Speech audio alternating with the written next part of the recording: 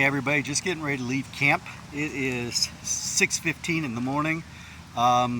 Today is going to be a day of very few videos for a couple reasons. One, I lost my gloves last night, and my riding gloves. Went to Walmart, they didn't have any.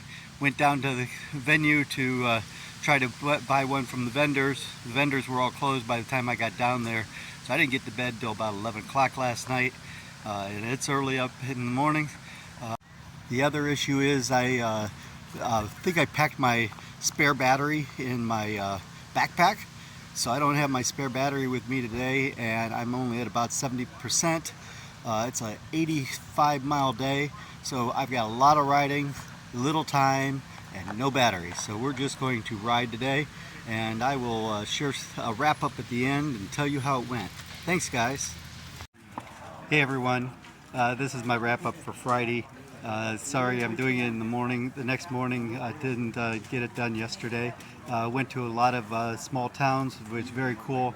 The people have been great. That was a theme for the week. The wonderful people that I met along the route. Not only the riders, but also those people in town. They really rolled out the red carpet for us this week.